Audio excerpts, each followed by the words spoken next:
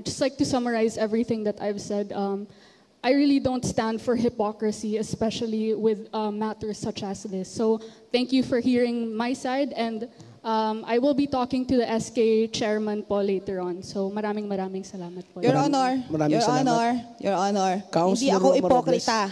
Hindi ako ipokrita. At eto ha, sinasabi mo, sinabi ko yon. Pag kami ang sumagot, dumipensa lang kami pamali. Yan tayo eh. Your Honor, Diba? Your Honor. Kaya nga One minute recess declared by the chair. Diba?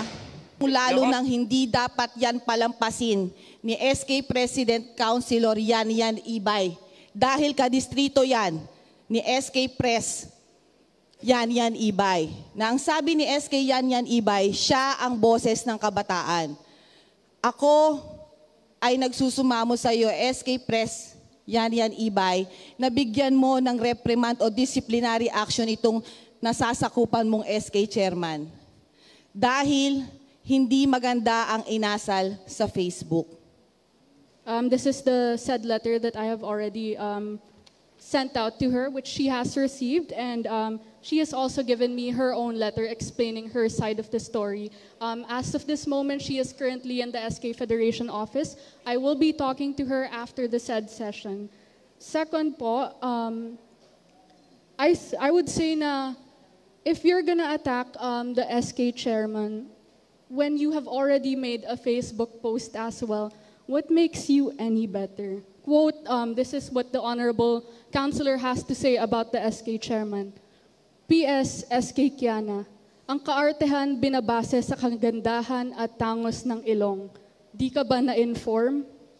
You know, I would say, I don't think it is right to be tarnishing the ideals, beliefs, and the personality of an SK chairman based merely off of a Facebook post. Because at the end of the day, I believe na we are all human. We're all inherently good with a bit of evil. But to discriminate one's looks based off of a mere Facebook post, I don't think is right. Alam natin, alam sa sarili ng SK chairman na nagkamali siya. But to discriminate her personality and her looks, I don't think is something na should be tackled. Honestly, lagi natin sinasabi na as older individuals, mas marami tayong alam sa kabataan, and we should be setting the example. Think before you click is what the Honorable Councilor had to say. Maraming salamat po, Mr. Majority Floor Leader and Mr. Presiding Officer. Ito po ay isang privilege speech po.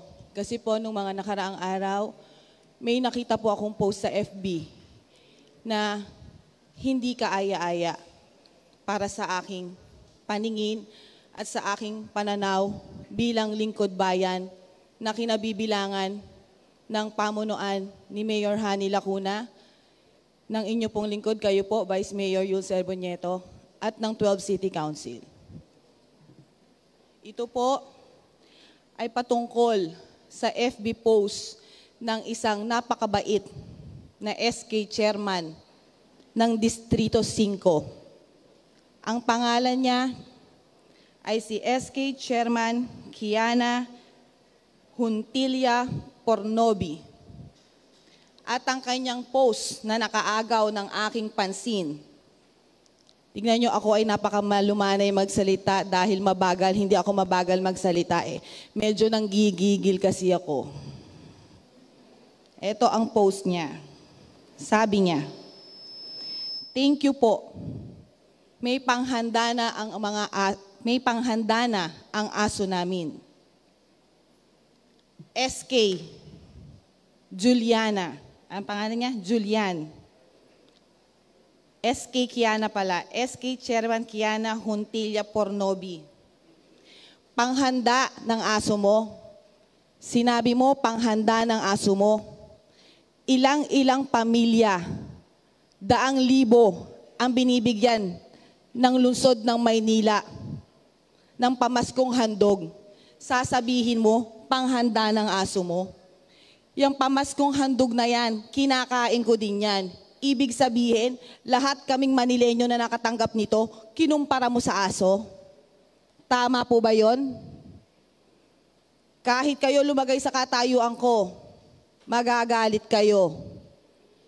ikaw SK chairman ka, dapat ikaw ay isang magandang ehemplo. Oo, sige, inaamin namin. Hindi engrande ang pamaskong handog na yan. Pero disente yan at makakain. Maraming tao ang nagugutom. Pinagtrabahuhan namin yan. Mula kay Mayor Hani, kay Vice Mayor Yul Serbo, at ang 12 City Council. Maraming utang ang Maynila. Pero sinisinop namin ang bawat sentimong pumapasok para mapasaya at mapaglingkuran ang bawat Manilenyo. Tapos, lalaitin mo ng ganyan at tahasang pambabastos yan sa ina ng Maynila. Hindi mo ba alam, iha? Wala pa sa 1/8 o isang guhit ng boto mo ang bumoto kay Mayor Hani Lacuna nung nakaraang eleksyon para bastusin mo ng ganyan sa Facebook.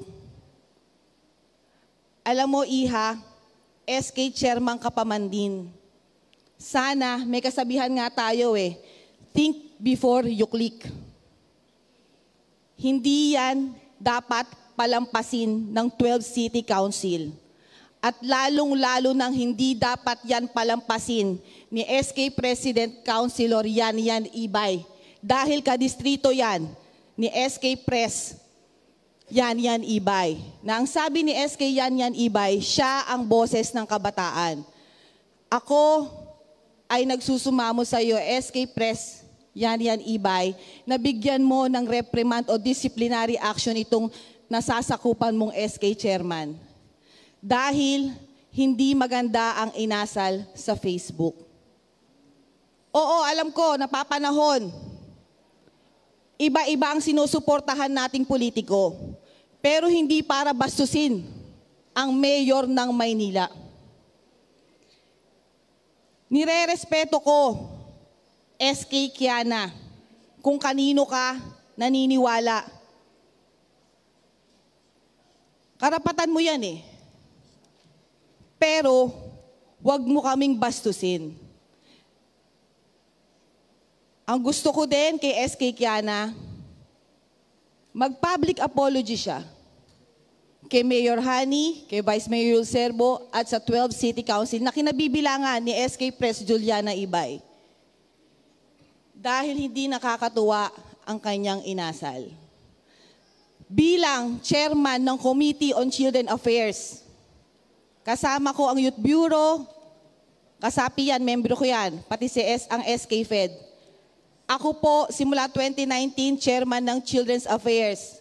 Pinagtatanggol at pinoprotektahan ko ang mga kabataan. Pero kung ganitong kabataan na nagpakita ng maling asal, dapat turuan po ng leksyon. SK Kiana, bilang ate mo sa konseho, kasi ang SK chairman ba, mga 21, 22 years old, para na tayo magkapatid. Payo ko sa'yo, ang taong nagpapakumbaba ay itinataas. Aminin mo ang kamalian mo. Yun lamang po, maraming salamat. At sana po, yung mga tumatanggap ng biyaya, maliit man o malaki, magpasalamat po tayo sa poong may kapal. Yun lamang. And I don't want to be interpolated. Thank you. Maraming salamat, Councilor Roma Robles. Right to personal and collective privilege, Your Honor. Councilor Yan Ibay. Your Honor, to address the privileged speech of... Point of order, Your Honor. What is your point of order? Point of order. Your Honor, the principal speaker, the Honorable Roma Robles, doesn't want to be interpolated. We have the rule. If we don't, the speaker of the privileged speech doesn't want to be interpolated, then no one can comment on our privileged speech. That is all, Your Honor. Thank you. Thank you po, Your Honor.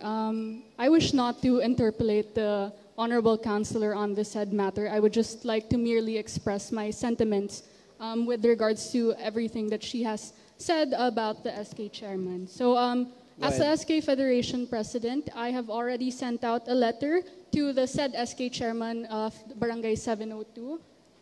This is the said letter that I have already sent out to her, which she has received, and she has also given me her own letter explaining her side of the story. As of this moment, she is currently in the SK Federation office. I will be talking to her after the said session.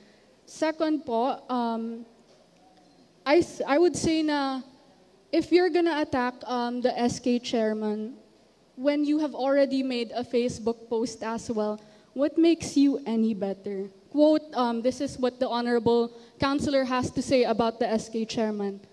P.S. SK Kiana, ang kaartehan binabase sa kagandahan at tangos ng ilong. Di ka ba na-inform? You know, I would say I don't think it is right to be tarnishing the ideals, beliefs, and the personality of an SK chairman based merely off of a Facebook post. Because at the end of the day, I believe na we are all human. We're all inherently good with a bit of evil. But to discriminate one's looks based off of a mere Facebook post, I don't think is right. Alam sa sarili ng SK chairman na nagkamali siya. But to discriminate her personality and her looks, I don't think is something na should be tackled. Honestly, lagi natin sinasabi na as older individuals, mas marami tayong alam sa kabataan and we should be setting the example. Think before you click is what the Honorable Councilor had to say. Point of order. What is your point of order, Councilor Philip Lacuna? I think the manifestation of the good SK President is out of topic. Sinabi po ayaw po magpa-interpolate ng atin pong kanina pong nag-deliver po ng privilege speech. But I would also like to commend the SK President Yan for taking immediate action in this problem. But I hope po sana wag na po natin to po pahabain pa po itong pinag-uusapan po natin. Anyway, the person who delivered the privilege speech has also said his piece at binigyan naman po kagad ng kaagarang action po ni Councilor Yan unless she's going to manifest to delivering another privilege speech. But request ko lang po na sa harapan po tayo ng mga SK po ngayon, ipapasa po natin ang kanila pong budget. Let us just keep this record or this issue po isang tabi. Again, bugso lang po ng damdamin bilang po nakakatandang membro at bilang isa pong senior member ng City Council. It is already enough that the good Councilor Roma Robles has said this kanila pong sentiments through a privilege speech at binigyan naman po ng aksyon ng atin pong butihing SK President. So yun lamang po, Your Honor. Simple request. Sana po let's stop it at this, Your Honor. And let us go on and continue with the business of the day. Marami pong tao nag-aantay. Andito po yung mga SK. Inaantay pong mapasa po nilang kanila pong budget. Yun lamang po, Your Honor. Maraming salamat. Thank you, Councilor Philip Lacuna. Majority Floor Leader. Your Honor, I Your have Honor. here. Last na po. Okay, Councilor Yan Ibay is recognized. Maraming salamat po, Your Honor. Again, I'd just like to summarize everything that I've said. I really don't stand for hypocrisy, especially with matters such as this. So thank you for hearing my side, and I will be talking to the SK chairman po later on. So maraming salamat po. Your Honor, Maraming Your salamat. Honor, Your Honor, hindi Councilor ako Roma ipokrita. Hindi ako ipokrita. At eto sinabi ko yon. Pag kami ang sumagot, dumipensa lang kami pamali. Yan tayo eh. Your Honor, Diba? Your Honor. Kaya nga One may minute recess declared by the chair. Diba? Your Honor. That's out of order na po yan. Oo. Pag kami hindi pwede magsalita, Your Honor, pag sila pwede. Tama Point na of sabi order. sa...